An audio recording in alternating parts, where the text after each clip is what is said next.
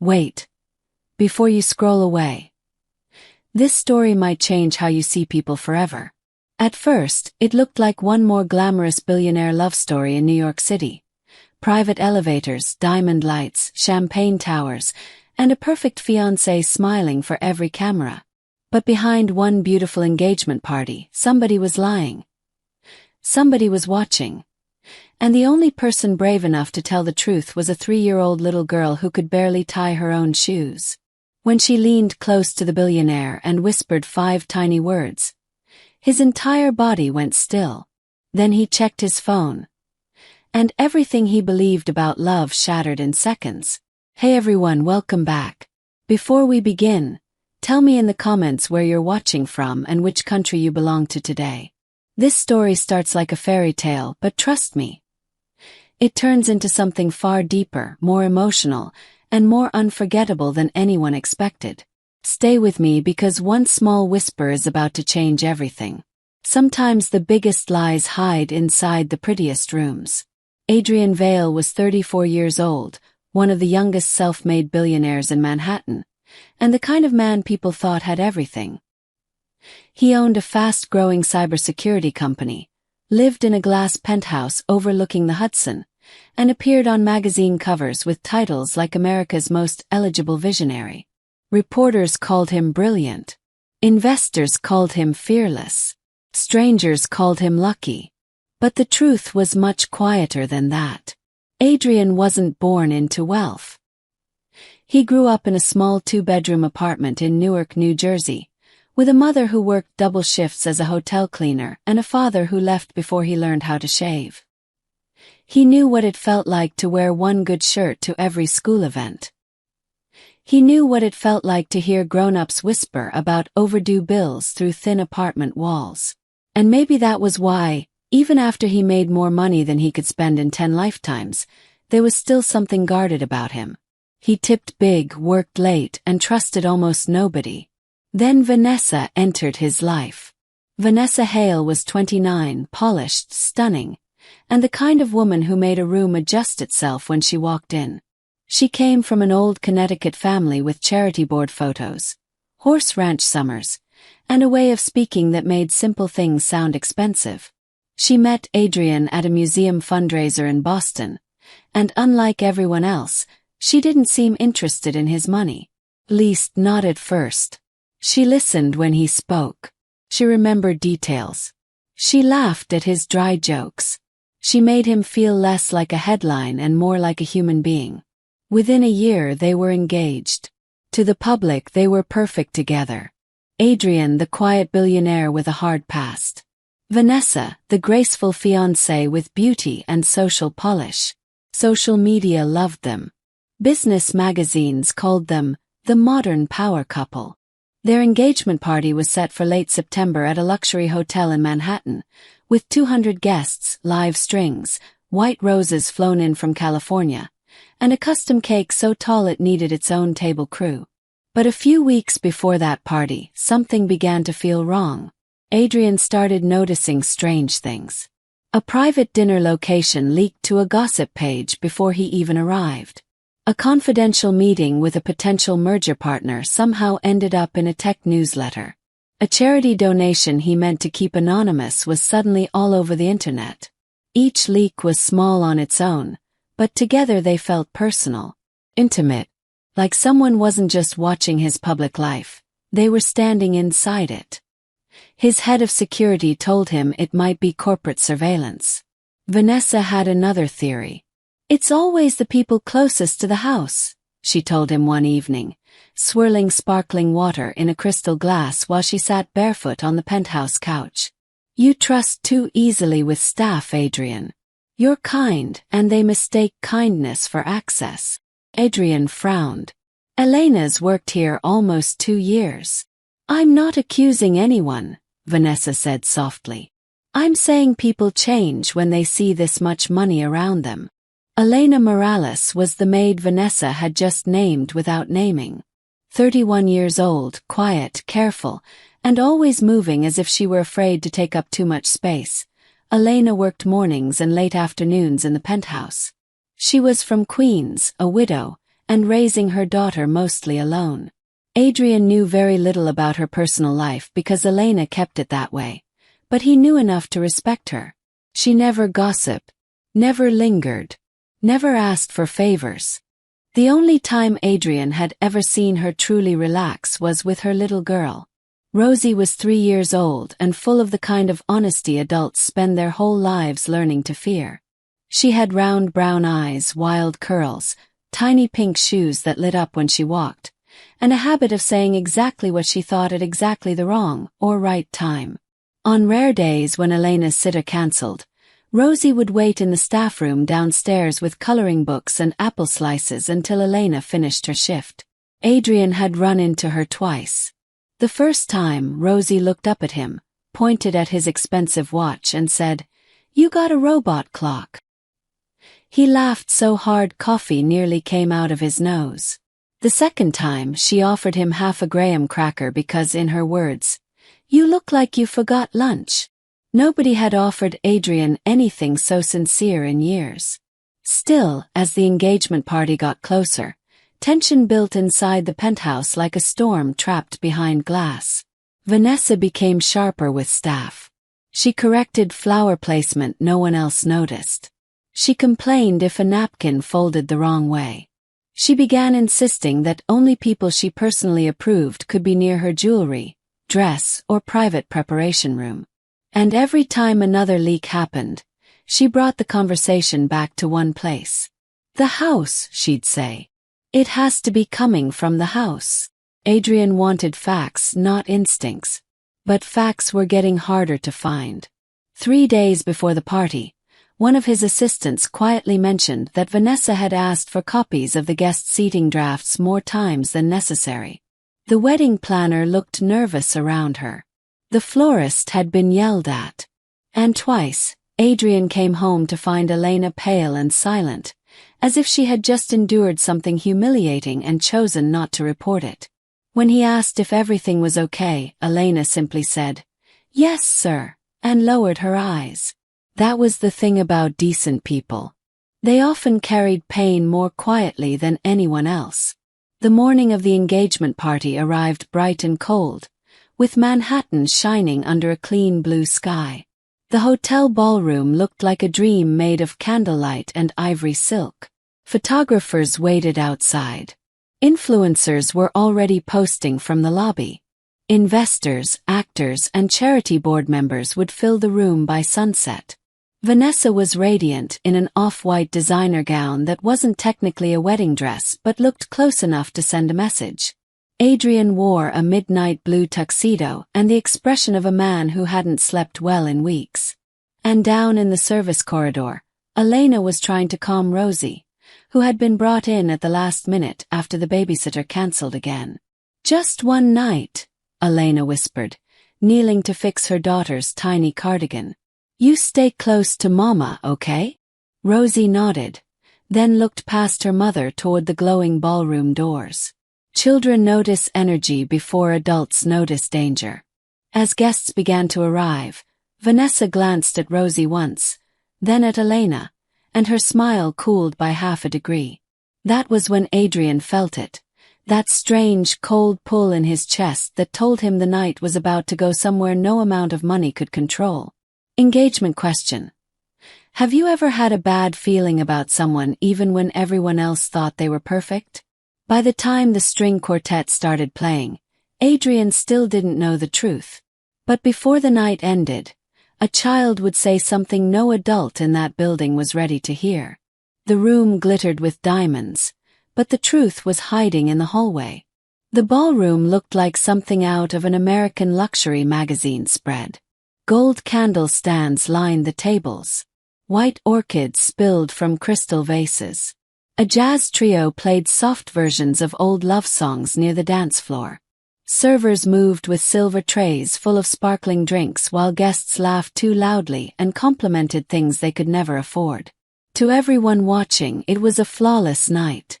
But flawless nights are often built on panic behind closed doors. Back in the service corridor, Elena was already having a hard time. Rosie had been good for nearly an hour, sitting on an upside-down milk crate with crayons and drawing what she called fancy clouds. But children do not understand adult emergencies. They understand hunger, boredom, bright lights, and the sudden need to ask questions in the middle of chaos. "Mama," Rosie whispered, tugging Elena's apron. "Why the shiny lady mad?" Elena looked around quickly. "Rosie, shoo." Why her eyes smile but not her mouth? Elena froze for half a second. Because that was exactly how Vanessa looked. Earlier that evening, Vanessa had caught Elena near the bridal prep suite and accused her of touching a velvet jewelry case no one had asked her to touch. Elena denied it calmly, but Vanessa's tone stayed cold, clipped, and public enough to embarrass her in front of 2 planners and a makeup artist. Then came a second accusation. A diamond earring, small but expensive enough to cause instant panic, was suddenly missing. Vanessa's face tightened with beautifully controlled outrage. "I don't want to make a scene," she said, in the exact tone used by people about to make one. "But everyone who entered this room needs to be checked." Elena went pale. Adrian wasn't there when it happened. He was greeting investors from San Francisco and an older senator from Virginia. By the time he heard about it, Vanessa had already smoothed the whole thing over in public. The missing earring was later found beneath a chair cushion. Everyone laughed nervously. Crisis avoided. But Elena knew what that moment had really been. A warning. She considered leaving. Truly leaving. Taking Rosie, calling a car, and disappearing before the night got uglier. But she needed the money, needed the reference, needed the fragile normal life she had built after burying her husband 2 years earlier. So she stayed. Like so many people in hard situations, she stayed because bills don't care about pride. Meanwhile, Adrian moved through the ballroom shaking hands, smiling for photos and listening to nothing. He could feel Vanessa watching him from across the room, adjusting her expression depending on who stood beside her. Sweet with donors. Charming with cameras. Sharp when no one important was looking. Then his phone buzzed. It was a notification from his home security cloud, one he almost ignored. Because while Adrian was at the hotel, his penthouse system still sent alerts any time stored footage was deleted, restored, or moved between folders. Normally his assistant handled it. Tonight, the notification vanished before he could open it. He stopped walking. "What is it?" asked Marcus, his longtime driver and sometimes unofficial bodyguard. "Nothing," Adrian said automatically. But it didn't feel like nothing. Across the room, Vanessa was laughing with 2 women from a fashion foundation. She looked relaxed, beautiful, untouchable. And yet something about that disappearing notification stayed in his mind like a splinter. In the hallway near the service elevator, Rosie had wandered closer to the ballroom entrance, fascinated by the lights. Elena caught up to her just as the little girl pointed toward a side room filled with extra floral arrangements. "The flower room," Rosie said. "Yes, baby, the flower room." Rosie tilted her head. "That where shiny lady went." Elena barely reacted. Parties, everyone went everywhere. But Rosie kept talking. She had angry man. What angry man? The man with no smile. He had your picture. Elena's heart skipped. "Rosie," she said carefully, kneeling to eye level. "What picture?" Rosie lifted her tiny hands like a rectangle. "Paper picture. The nice boss picture." Before Elena could ask anything else, a coordinator rushed over. "We need you in the East prep room now. Vanessa's asking for you." There it was again. Vanessa was asking. Not requesting. Not needing. Asking like a queen calling someone to stand trial. Elena picked Rosie up and hurried away, but the words stayed with her. The nice boss picture. Out in the ballroom, Adrian stepped away from a conversation and found Vanessa near the sweetheart table. She touched his sleeve gently. "There you are," she said. "People are starting to ask when we're doing the toast." "In a minute." She studied his face. You look tense. I am tense. Vanessa lowered her voice. This is why I said we should have tightened the staff list. Adrian exhaled slowly. Can we not do this right now? Her expression softened, but only on the surface. I'm trying to protect you. Those words should have comforted him. Instead, they made him feel more alone. A few minutes later, Elena entered the East prep room carrying folded linens, Rosie on her hip because there was no time to put her elsewhere. Vanessa stood by a mirror, fixing an earring. When she turned and saw Rosie, her mouth hardened. This is not a daycare, Vanessa said. I'm sorry, Elena replied. My sitter cancelled. She'll stay quiet. Vanessa stepped closer. Do you know what tonight costs? Do you know how many important people are here? If one child runs through this event while the press is filming, it becomes a circus. Rosie buried her face into her mother's shoulder. Elena swallowed. It won't happen again. No, Vanessa said, voice suddenly silky. It won't. Then Vanessa leaned forward and picked an invisible speck off Elena's sleeve, a gesture intimate enough to feel like a threat. I need loyal people around Adrian. Truly loyal people. Elena understood. This was not about childcare. This was about fear, control, and whatever Vanessa thought Elena knew. When Elena turned to leave, Rosie lifted her head and stared straight at Vanessa.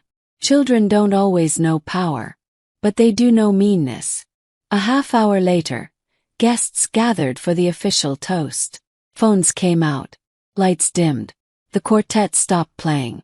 Vanessa stood poised beside Adrian, one hand resting lightly on his arm. Her smile was perfect. Her voice, when she began, was almost tearful with gratitude. He talked about love, destiny, partnership, building a future. People nodded. A few women dabbed their eyes. Then from somewhere near the front row, a tiny voice broke through the silence. That's the shiny lady. Heads turned. Elena's face drained of color. Rosie had slipped free of her hand. The little girl stood near the aisle, pointing not at the flowers, not at the stage, but at Vanessa, with the fearless clarity only a child can carry. Vanessa's smile held for 1 second too long. Adrian stared. Rosie walked forward 3 tiny steps, looked up at him, and said very softly but clearly enough for him to hear. She gave green paper to angry man. The room didn't understand, but Adrian did. He knelt in front of Rosie, his voice low and careful. What angry man, sweetheart? Rosie leaned closer, like she was sharing a secret meant only for him. And whatever she whispered next made all the color leave his face. Engagement question. What would you do if a child said something that completely changed the way you saw a person you loved? Adrian stood up slowly, reached for his phone with a trembling hand. And for the first time that night, he stopped caring who was watching. One whisper from a child did what a room full of adults could not. It told the truth. Rosie's whisper was so small that no one else heard it. But Adrian heard every word. She gave money to flower room man, the little girl said. He had your face on paper. She said, watch him close. For a second the ballroom disappeared. The music, the cameras, the guests, Vanessa's composed smile. All of it faded behind a sudden roar in Adrian's ears. He looked at Rosie, then at Elena, whose face had turned ghost white, then across the room toward the side hallway lined with floral storage doors. Vanessa stepped forward almost instantly, graceful even in alarm. Adrian, she said with a soft laugh, she's a child. She probably saw one of the photographers. But Adrian was already unlocking his phone. His fingers moved on instinct. Security app, cloud archive, hotel feed access. Most people didn't know this, but when Adrian rented a venue for major personal events, his team temporarily synced public hallway camera access with his private security dashboard. It was basic risk management for high-profile clients. Normally, Marcus watched the feeds. Tonight, Adrian opened them himself. There it was. A deleted clip, recently restored to trash. Service corridor. Timestamp. 37 minutes earlier. Adrian pressed play. The camera angle showed a hallway near the floral storage room. The image was grainy, half obstructed by stacked vases, but not enough to hide what happened next. Vanessa walked into frame wearing the same pale gown she had on now. A tall man in a dark suit approached from the other end. He didn't look like staff. Didn't look like a guest. He kept his head low. Vanessa handed him an envelope. The man handed her something flat in return, a folded paper file. Then Adrian saw his own face on the cover photo. He stopped breathing. Behind him, the room stayed quiet in that strange way wealthy rooms do when people sense drama but don't want to acknowledge it first. "What is it?" Marcus asked quietly, stepping closer. Adrian didn't answer. He played the clip again. Then once more. This time he noticed Vanessa leaning in, speaking quickly. The audio didn't carry through the ceiling camera, but her mouth was sharp, urgent. The man nodded. She touched his wrist. He tucked the envelope away. Then both walked in opposite directions like strangers. Adrian lowered the phone slowly. Vanessa's face remained composed, but her eyes changed. The warmth was gone. What replaced it was calculation. "Let me explain," she said. That sentence almost always means the truth is worse than what you already know. He looked at her. "Who is he?" She didn't answer right away. "This is not the place." "Who is he?" Vanessa exhaled. "A private investigator." A gasp moved through the nearest guests like wind through leaves. Elena clutched Rosie closer. Adrian's jaw tightened. "You hired a private investigator to follow me?" "I hired him to protect you." The room shifted. People leaned in without meaning to. Vanessa lowered her voice and reached for Adrian's arm, but he stepped back. "You've had leaks for weeks," she said. "Someone has been feeding information out. I knew you wouldn't act fast enough because you hate confrontation, so I handled it. By spying on me. By finding out who was spying on you." It was a clever answer. Clean. Reasonable enough to confuse the first shock. Adrian wanted to reject it immediately. But part of him hesitated, because fear can make even smart people accept ugly explanations if they arrive dressed like help. Vanessa saw that hesitation and moved quickly. "The investigator believes the leaks may be coming through someone connected to your home staff," she said, not looking directly at Elena, which somehow made it crueler. "I didn't want to accuse anyone without proof." Elena's lips parted. "That's a lie." Vanessa turned, offended on command. "Excuse me. I never leaked anything," Elena said, voice shaking but clear. "Never." Vanessa's eyes narrowed. "Then why were you near my room twice tonight? Why did my earring go missing? Why does your child suddenly have a story in the middle of a formal event?" Adrian looked between them, and for one painful second, old instincts rose inside him. The survival instincts that used to tell him everyone wanted something.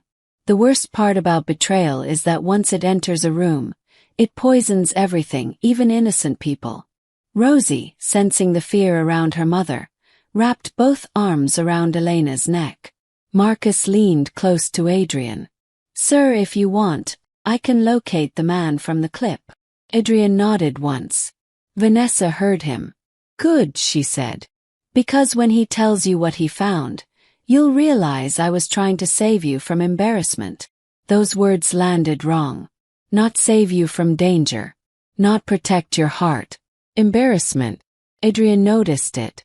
He also noticed something else. In the restored clip, before Vanessa met the investigator, she had looked up directly toward the hallway camera. Not by accident. As if she knew exactly where it was. And maybe thought the footage would never be seen. He reopened the app, scanned the deletion logs, and found the earlier notification that had disappeared. Someone had attempted to wipe 3 venue clips through a linked planning device granted temporary access under the event administrator account. The account name stopped him cold. Beach Events. Vanessa Hale. His stomach dropped. She hadn't just hired someone in secret. She had tried to erase the evidence.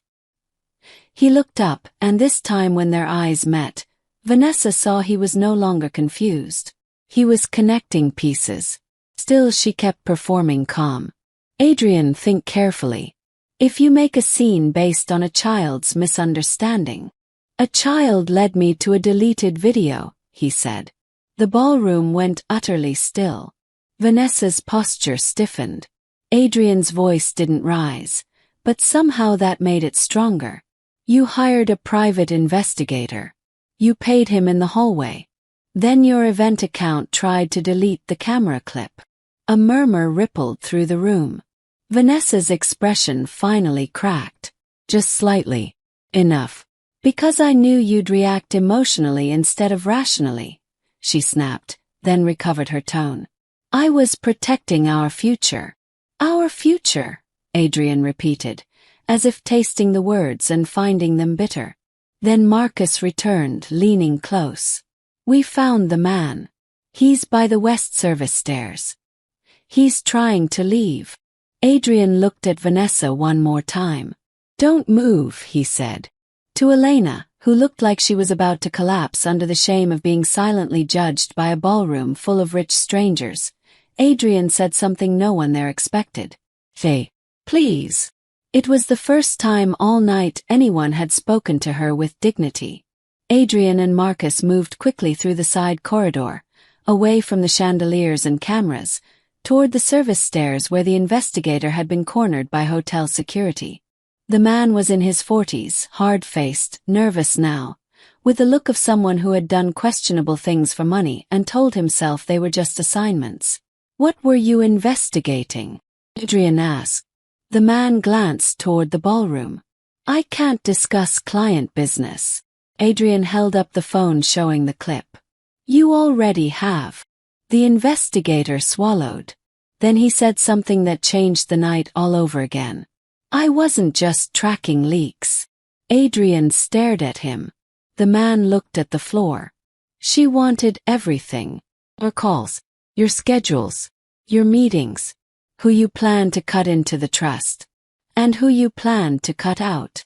Adrian felt ice crawl through his chest. What trust? The investigator looked confused. The family foundation paperwork. The one you were announcing after the engagement. Adrian's face went still. He hadn't told Vanessa about that. Nobody was supposed to know. Engagement question. If someone you loved crossed a line for your future, would you call it protection or betrayal? Then the investigator lifted his eyes and added, that's not even the worst part. And suddenly, Adrian understood that the truth in the ballroom had only been the first layer.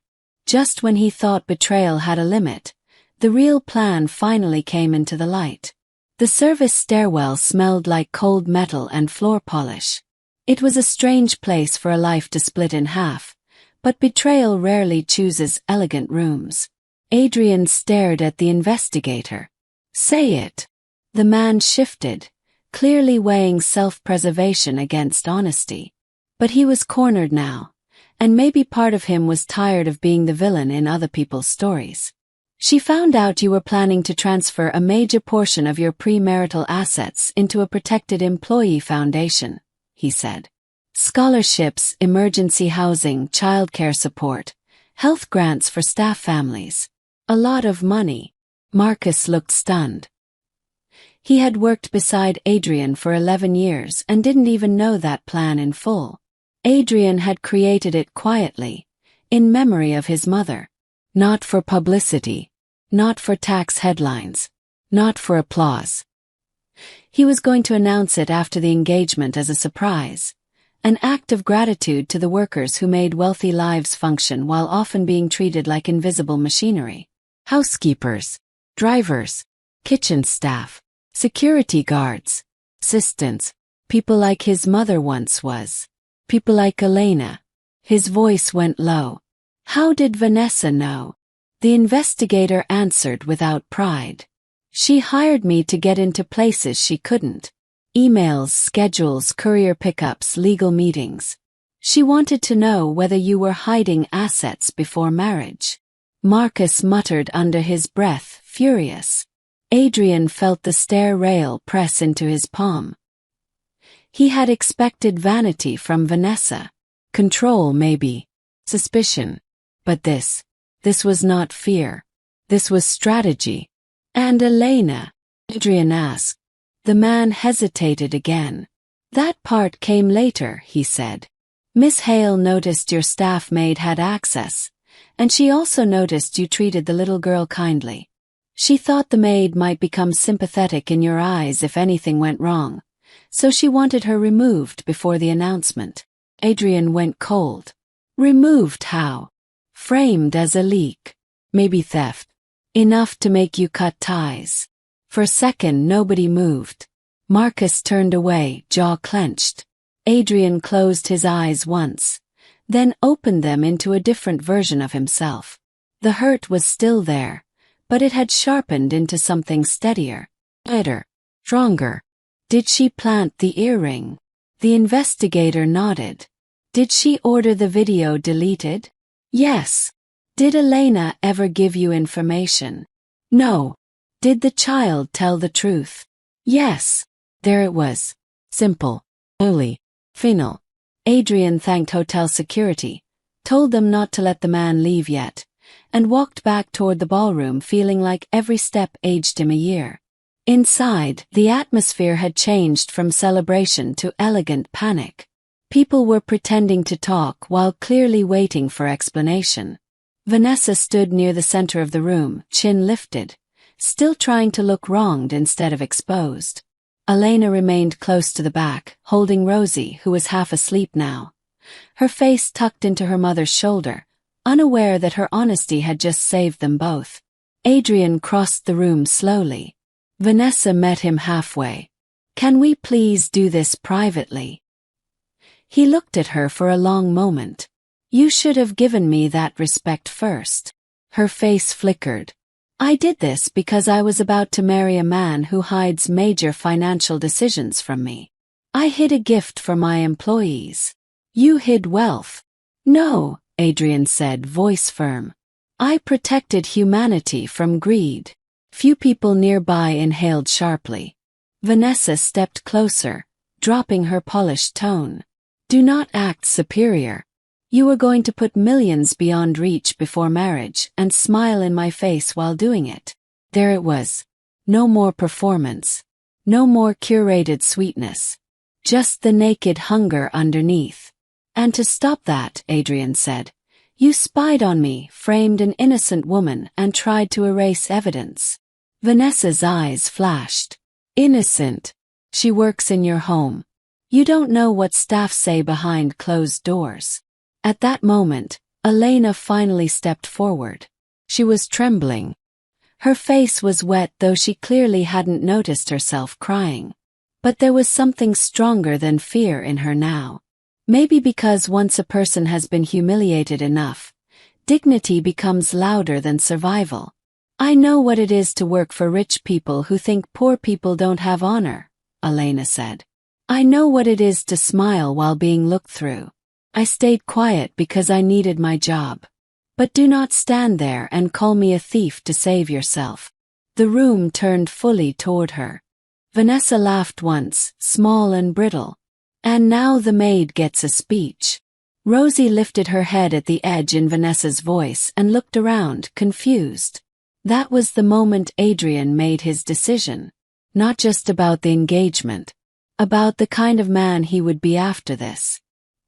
He walked past Vanessa, took a microphone from the bandstand, and faced the ballroom.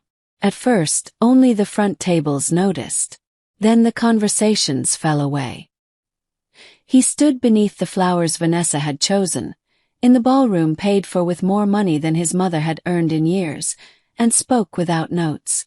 I owe everyone here the truth, he said. Tonight was supposed to be a celebration of trust, love, and a future I believed in. But I've just learned that someone very close to me hired a private investigator to monitor my life, attempted to delete security evidence, and allowed false suspicion to fall on a member of my staff. Silence. No one even touched their glasses. He turned toward Elena. Elena Morales has done nothing wrong. Elena broke. Not loudly. Not dramatically. Just the quiet collapse of a woman who had been bracing for disgrace and instead received justice. Adrian continued. Her daughter saw something tonight that adults missed because children don't dress truth up to make it easier to swallow. A few guests looked at Rosie with shock, then tenderness. Vanessa took one step forward. Adrian. He raised a hand, not cruelly, but with finality. No. That one word echoed harder than shouting ever could. Then he said the part no one expected. Tonight, I was also going to announce the launch of the Vale Family Foundation for Workers and Caregivers, a permanent fund supporting employee childcare, scholarships, emergency housing, and health relief for service families. Now the room changed for a different reason. People weren't whispering from scandal anymore. They were staring because something real had entered a room built on appearances. Adrian looked straight at Vanessa as he said, "And I now understand exactly why someone wanted control before that announcement happened." Vanessa's face lost all color. A woman near the front table set down her champagne glass with shaking hands. Marcus looked almost proud. Adrian lowered the microphone and walked toward Elena. "I'm sorry," he said in front of everyone, "for not seeing sooner what you were carrying." Elena shook her head through tears. "You don't owe me." "Yes," he said softly. "I do." Then Rosie, sleepy and confused, reached one small hand toward Adrian's face. "You sad?" she asked. He laughed once through the wreckage in his chest. "Yeah," he said. "A little." Rosie patted his cheek the way children do when they think touch can fix everything. Sometimes for 1 second it does. Engagement question. What would you do if you discovered the person closest to you was willing to destroy someone innocent to protect their own future? Vanessa realized then that the room she had tried so hard to control no longer belonged to her. And Adrian was not finished. The night that should have crowned a perfect couple became the night truth chose a different ending. After Rosie touched his face, something in the ballroom softened. Maybe it was the innocence of that tiny hand.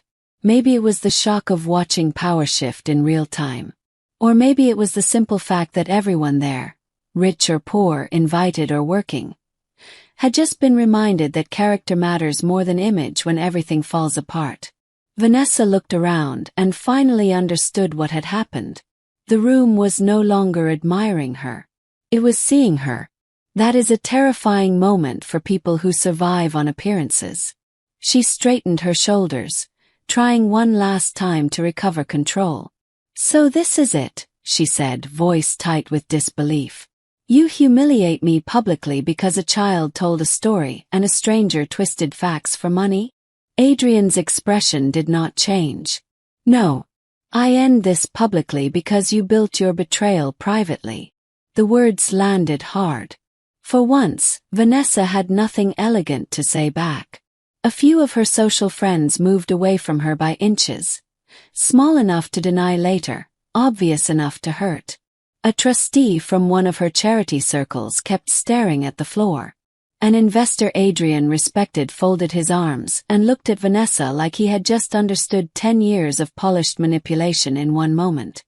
Hotel security stepped closer, not touching her, simply making it clear the evening had moved beyond recovery. Vanessa let out a slow breath. "You'll regret this."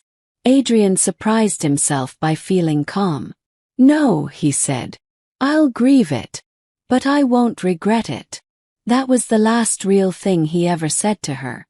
She left the ballroom without another word, though not without tears. But they were not the tears of someone sorry for what she had done.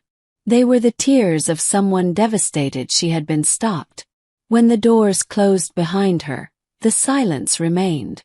Then Adrian did something nobody expected from a billionaire in a ruined tuxedo on the worst night of his personal life.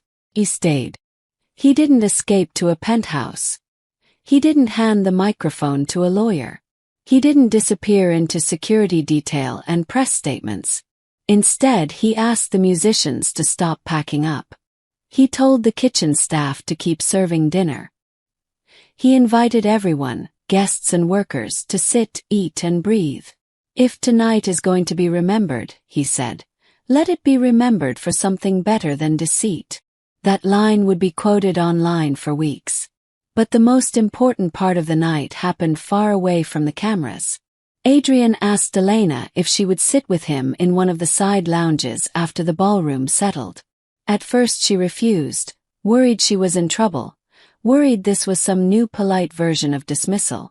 Trauma teaches people to expect the worst, especially after public chaos. But Adrian only wanted to speak as one human being to another. Rosie had fallen asleep against Elena's shoulder by then, her little shoes still blinking every time Elena shifted her weight. Adrian noticed that and smiled sadly. In the quiet lounge, away from the glitter and gossip, he said, "My mother cleaned hotel rooms for most of my childhood." Elena looked up. She used to come home with cuts on her hands from chemicals and never complain, because she was proud she could keep a roof over me.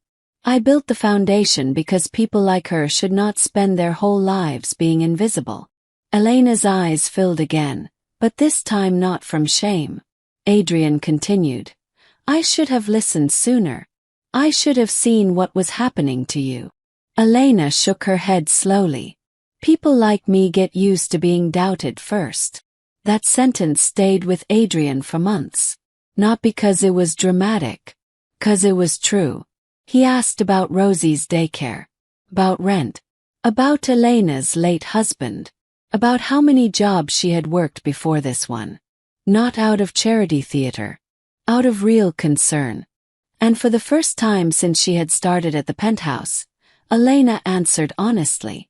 Her husband, Miguel, had died in a delivery accident on the Long Island Expressway. The hospital bills had crushed what little savings they had. The sitter she usually relied on was an older neighbor with health problems. She lived in a one-bedroom apartment in Queens and spent most nights worrying one missed paycheck would break everything. Adrian listened, really listened. By the next week, he did more than apologize.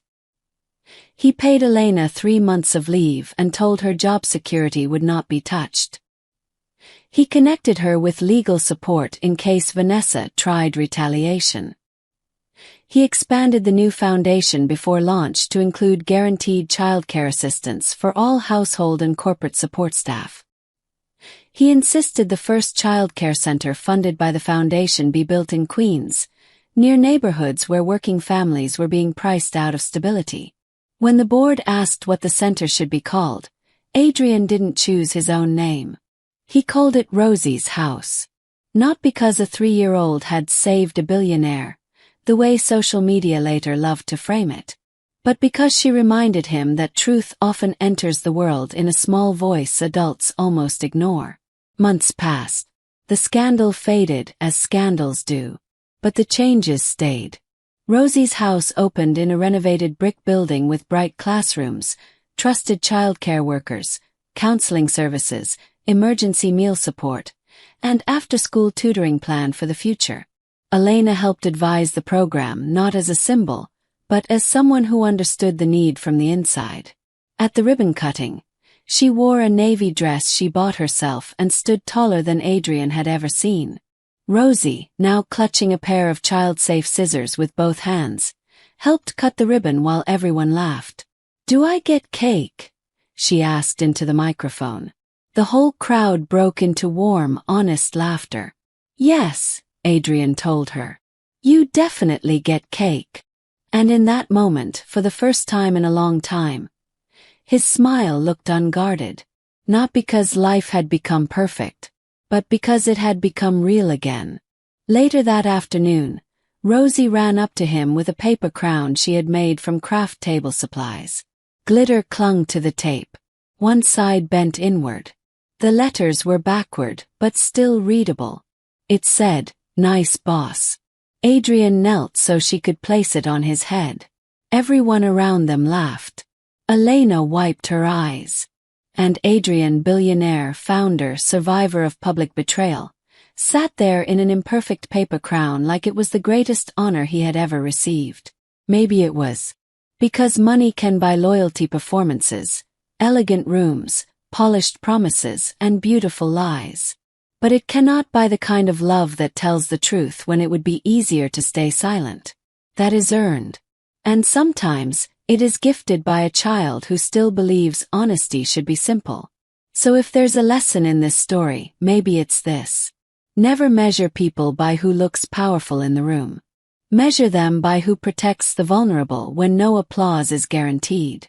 And never ignore a quiet voice just because it comes from someone the world thinks is too small to matter. Sometimes the smallest voice carries the biggest truth.